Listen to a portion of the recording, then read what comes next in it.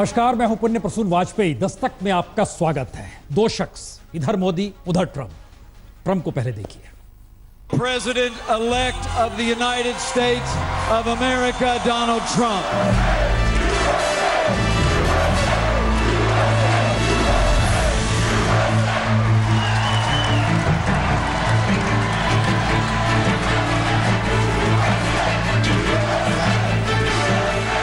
Thank you very much.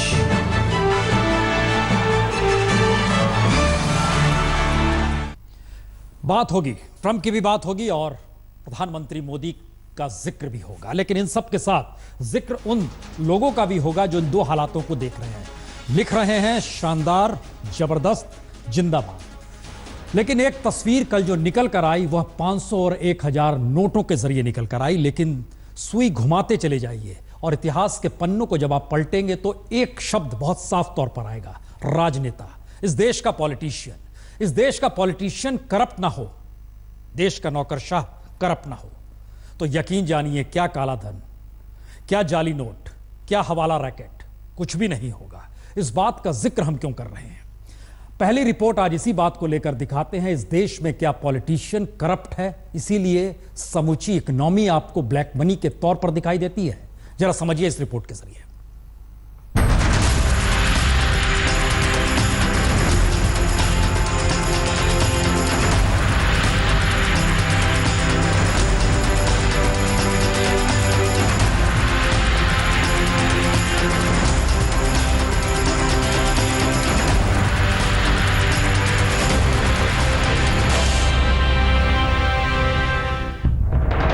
34,500 crore का यह आंकड़ा डराने वाला लग सकता है, लेकिन सच यही है कि 2014 के चुनाव में राजनीतिक दलों ने इतना रुपया वोटरों के वोट खरीदने और वोटरों तक पहुंचने के तमाम गलत जुगाड़ में फूंक दिया।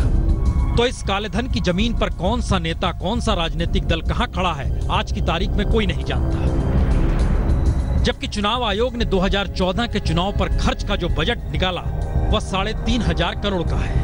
यानी चुनाव आयोग के 3,500 करोड़ के मुकाबले हर उम्मीदवार के प्रचार में बजट का खर्च 70 लाख रुपए के अलावे कैसे, कहां से 34,500 करोड़ रुपए बीते लोकसभा चुनाव में आ गया, यह भी कोई नहीं जानता। और फिर याद कीजिए, चुनाव के दौरान 60,000 करोड़ का सट्टा भी लगा था। यानी रुपया कहां से आ रहा है, कौन लुटा रहा है, हवाला है, ब्लैक मनी है या फिर नकली करेंसी का अंतर्राष्ट्रीय नेक्सस है।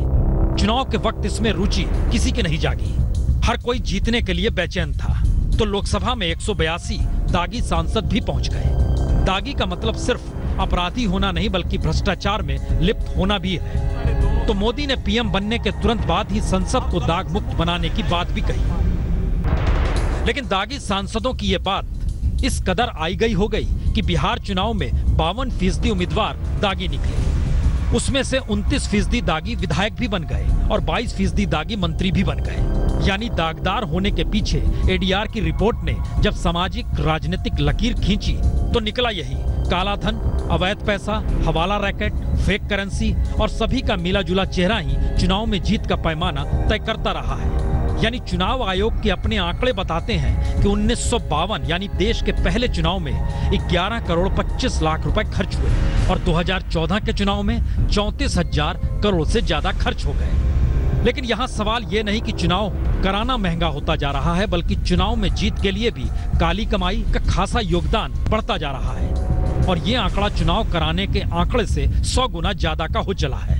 तो सवाल 3 है, क्या राजनीति में सफाई के बाद ही कालाधन, फेक करेंसी या हवाला रैकेट खत्म हो सकता है? दूसरा, क्या बड़े नोटों के चलन को कुछ दिनों के लिए रोककर चुनावी राजनीति को तो नहीं साधा जा रहा? और तीसरा, अगर जाली नोट और काले धन का खतरा है तो फिर कानून कड़ा क्यों नहीं किया जा रहा? क्योंकि देश में अगर चुनाव को ही जीरो बजट पर लाने का कानून सरकार बना दे, यानी राजनीतिक चुनावी व्यवस्था ईमानदार हो जाए, तो क्या वाकई काला धन, जाली नोट या हवाला रैकेट करने वाले पनप भी सकते हैं? यह सवाल इसलिए क्योंकि 2 दिनों के बाद 500 का नोट भी आ जाएगा और कुछ दिनों के बाद 2000 का नोट भी बाजार में आ जाएगा। और यह सवाल दूर की गोटी हो जाएगी कि वाकई देश 100 रुपए के नोट पर चल सकता है या नहीं। देश जिस स्थिति में गुजर रहा है, 100 रुपए के नोट पर यह देश चल नहीं सकता है। 1993 वोरा कमेटी की रिपोर्ट। कुछ स्थितियां उसके कुछ पन्ने अब भी मौजूद हैं। वोरा साहब जम्मू कश्मीर में राज्यपाल जरूर है, लेकिन कभी मौका मिले तो उनसे पूछने की कोशिश ये देश कर सकता है। हुजूर, जो रिपोर्ट आपने बनाई थी उसमें पॉलिटिशियन के बारे में आपने लिखा क्या था? क्या ब्लैक मनी, हवाला रैकेट, जाली करेंसी, इन सब का जिक्र किया था? यकीनन सारी बातों का अगर जिक्र था तो फिर 100 रुपए के नोट पे ये देश चल नहीं सकता है। हमने लिखा जरूर है शानदार, जबरदस्त, जिंदाबाद, लेकिन इस रिपोर्ट को देखिए। यह देश का सच है। देश में 500 और 1000 रुपए के नोटों की कुल संख्या 24.5% ही है, लेकिन इन नोटों की बाजार में कीमत 64% है। यानी झटके में 64% नोटों के बदले 100 रुपए के नोट चाहिए। और जब तक नोट नहीं आते तब तक देश का एक बड़ा तबका खाली हाथ बैंक का मुंह ताकने को मजबूर है। ये मजबूरी से ज्यादा भ्रम पैदा करने वाली भी स्थिति है, क्योंकि खेती और छोटे व्यापारियों का 78% कारोबार नकदी पर जुड़ा है। थोक बाजार में कारोबार 500 और 1000 रुपए पर ही टिका था। सब्जी मंडी में माल है लेकिन कोई खरीदार नहीं है। ठेकेदार दिहाड़ी मजदूरों को नकदी देने की स्थिति में नहीं है। शादी का सीजन शुरू हो चला है लेकिन कारोबार ठप है। तो क्या भारत की अर्थव्यवस्था में जो भूमिका पैरेलल इकोनॉमी की रही और जिस इकोनॉमी ने 2008 में दुनिया में मंदी के असर को भी भारत में होने नहीं दिया, क्या पहली बार वही इकोनॉमी इस तरह बड़े नोटों पर प्रतिबंध के बाद संकट में है? क्योंकि सरकार के ही आंकड़ों के मुताबिक देश में 47 करोड़ मजदूर में से 41 करोड़ असंगठित क्षेत्र में है। इन 41 करोड़ में से 32 करोड़ सीधे नकदी कारोबार से जुड़े हैं। पास खाता वाता तो है नहीं, हम कहाँ जमा करेंगे और कोई ले नहीं रहा। बताओ ऐसा कैसे चलेगा? आज दुकानदारी हुई नहीं है। जो भी नोट आया है 500 का लेकर आया है, उसे खुले देने में परेशानी हुई है। कोई 1000 दिखा रहा है, कोई 500 दिखा रहा है। इस चक्कर में खुला कहाँ से लाऊं? किसी को कहता हूँ कल दे दियो, किसी को अपना उधार करता हूँ, कभी ग्राहक का उधार करवाता हूँ।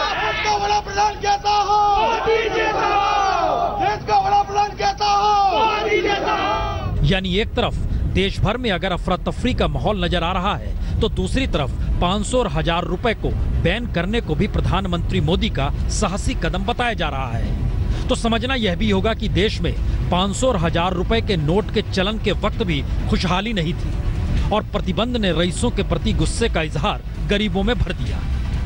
तो फिर यह साहसी कदम भी नजर आ रहा है। तो क्या ऐसे में बिगड़ी इकोनॉमी के आसरे देश को राजनीतिक तौर पर सक्रिय किया जा रहा है, या पहली बार उन लोगों को मोदी सरकार ने जुबान दे दी है जो हाशिए पर खड़े होकर मूक देखते हुए रईसों की चकाचौंध से गुस्से में रहते थे?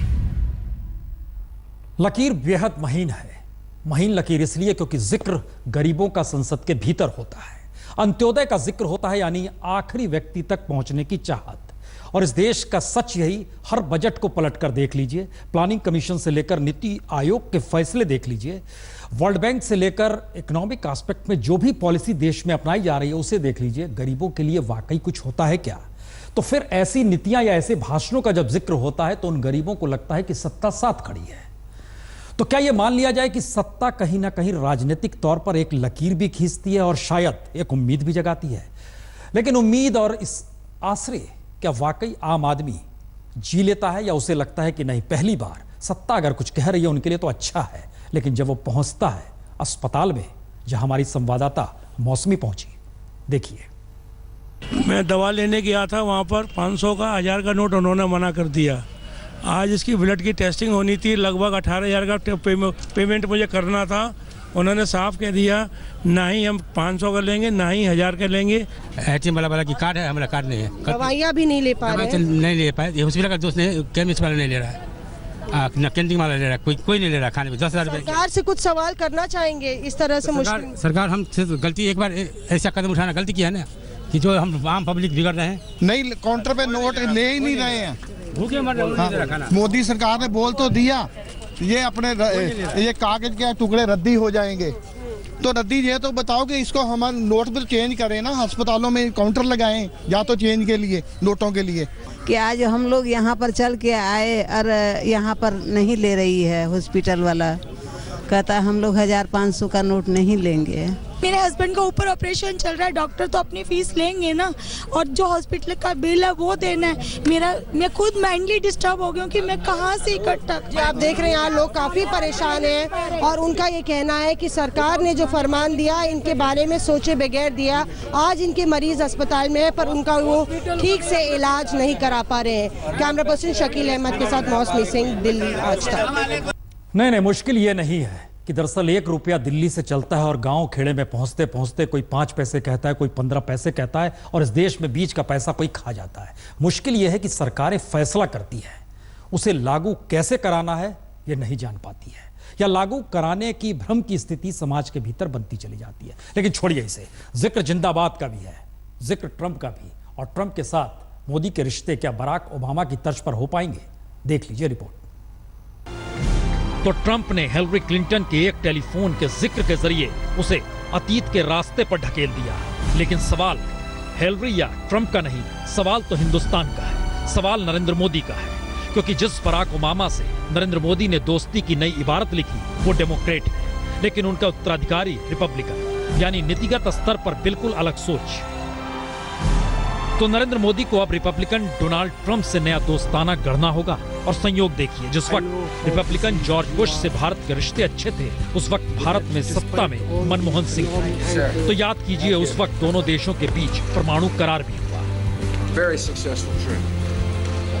लेकिन सवाल अब आगे का है। सवाल यह है कि पहली बार अमेरिका का जो राष्ट्रपति हुआ है उसकी नजदीकी रिश्ते और किसी से नहीं, पुतिन से है, यानी रूस के साथ है। और दुनिया पहली बार आतंकवाद के मद्देनजर सीरिया की तरफ देख रही है। लेकिन एक लकीर यह भी है, राष्ट्रवादी सोच के तहत एक तरफ अगर नरेंद्र मोदी हिंदुस्तान में है तो अमेरिका में अब डोनाल्ड ट्रंप है, और इन सब के बीच ब्रिटेन भी उसी रास्ते पर चल निकला है। तो क्या आने वाले वक्त में एक नया वर्ल्ड ऑर्डर सामने नजर आएगा?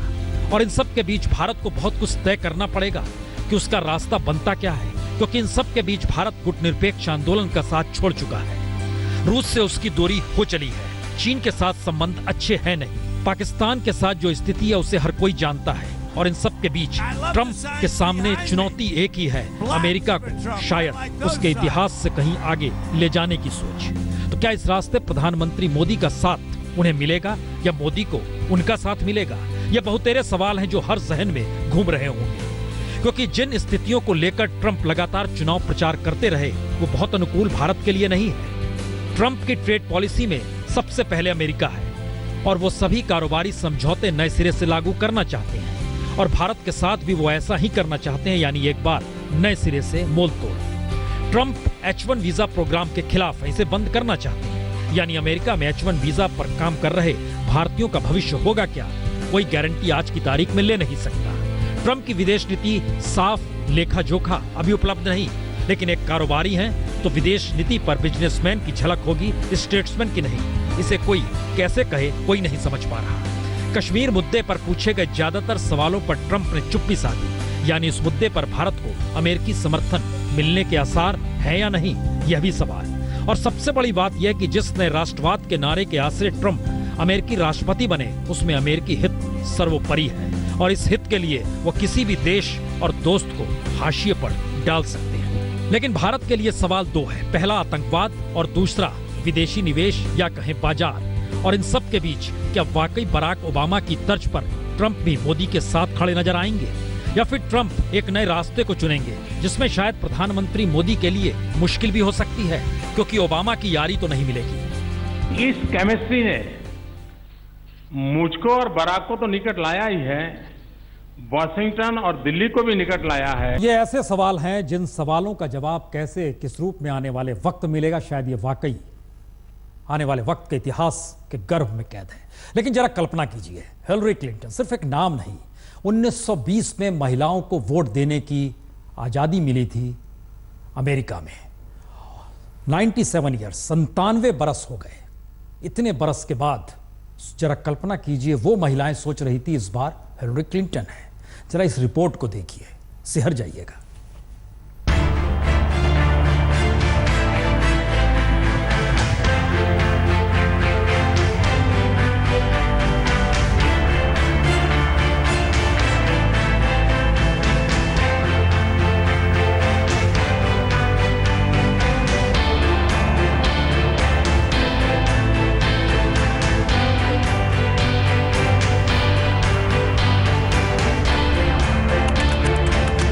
हम इतिहास रचेंगे।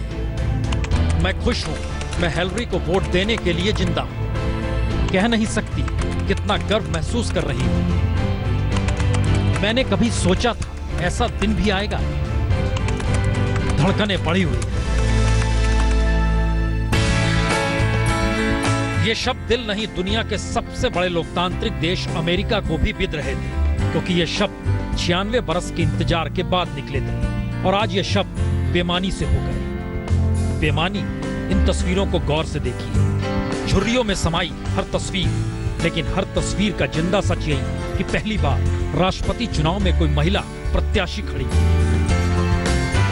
तो 96 बरस बाद महिलाओं की आजादी का सुकून 96 बरस पार कर चुकी अमेरिकी महिलाएं ही महसूस कर रही हैं।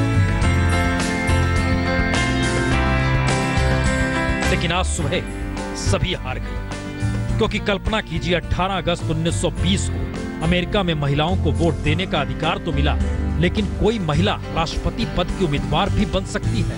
ये सपना तो वाकई किसी ने नहीं देखा। लेकिन पहली बार हिलरी क्लिंटन राष्ट्रपति पद के चुनाव के मैदान में तो हर चेहरे पर उमंग, हर की धड़कनें बढ़ी हुई थी। और आज सुबह तक अमेरिका की इन महिलाओं की धड़कनें इस रूप में बढ़ी थी, उन्हें लग रहा था शायद अब जमीन के साथ आसमान भी उनका।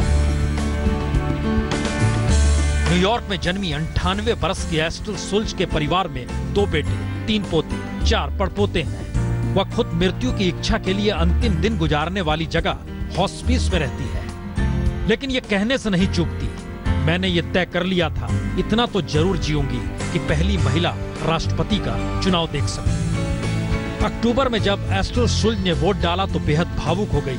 पोती सारा ने वोट डालती तस्वीर फेसबुक पर डाल दी, हजारों ने लाइक किया। लेकिन महिला राष्ट्रपति के सवाल ने हर उस दादी अम्मा की धड़कनें बढ़ा दी, जिसने बचपन में महिलाओं को वोट मिलने के संघर्ष को देखा था। और देखते देखते वेबसाइट आई वेटेड 96 ईयर्स बनकर खड़ी हो गई, और उसमें ये सैकड़ों तस्वीरें।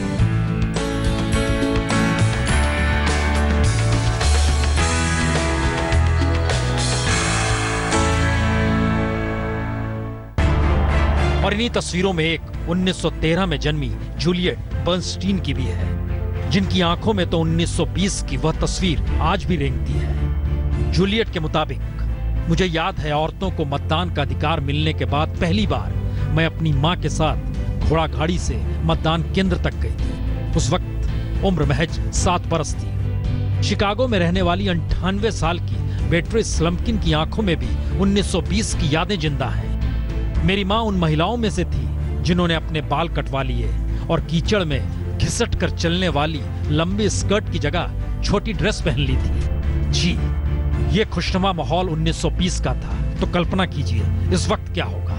99 वर्ष की सिल्विया शुलमैन ये कहने से नहीं चूकती ये वोट सिर्फ इसलिए नहीं कि हिलरी एक महिला है। सिल्विया के मुताबिक ये चुनाव दिखाने के लिए है कि औरत होने के नाते हम कुछ भी कर सकती हैं, खासकर तब जब हमने उसके लिए जरूरी अनुभव हासिल करने के लिए कड़ी मेहनत की है। यूजेनिया परकिंस ने अपनी पोती और पड़पोती से कहा, तुम वह सब कुछ कर सकती हो जो पुरुष कर सकते हैं, और ये बताने में अच्छा लगता है कि अब तुम्हारी सीमा आकाश है और तुम वाकई वो सब कुछ कर सकती हो जो पुरुष कर सकते हैं। लेकिन 96 बरस के इंतजार में एक तस्वीर इन तस्वीरों के बीच गैरावली एस्टर की भी है, जिन्होंने मतदान तो किया, लेकिन वोट डालने के कुछ घंटों बाद ही गैरावली एस्टर की मृत्यु हो गई। और जिंदगी के इस आखिरी वोट को डालते वक्त गैरावली एस्टर ने यही कहा, यदि मुझे एक बार और वोट देने का मौका मिला तो मैं अपना वोट किसी औरत को ही देना चाहूंगी। तो दुनिया के सबसे बड़े लोकतांत्रिक देश अमेरिका में पहली बार हिलरी क्लिंटन को लेकर जो खुली हवा 96 बरस के इंतजार के बाद 96 बरस पार कर चुकी महिलाओं के भीतर रेंग रही है, उनकी आंखों में तैर रही है। उन्हीं में से एक महिला ने यह भी कहा, हमने इतना कुछ हासिल कर लिया है, पर हमें अभी शीशे की अंतिम छत को तोड़ना है। लेकिन ट्रंप की जीत ने आज शीशे की अंतिम छत तोड़ने नहीं दी। Thank you very much.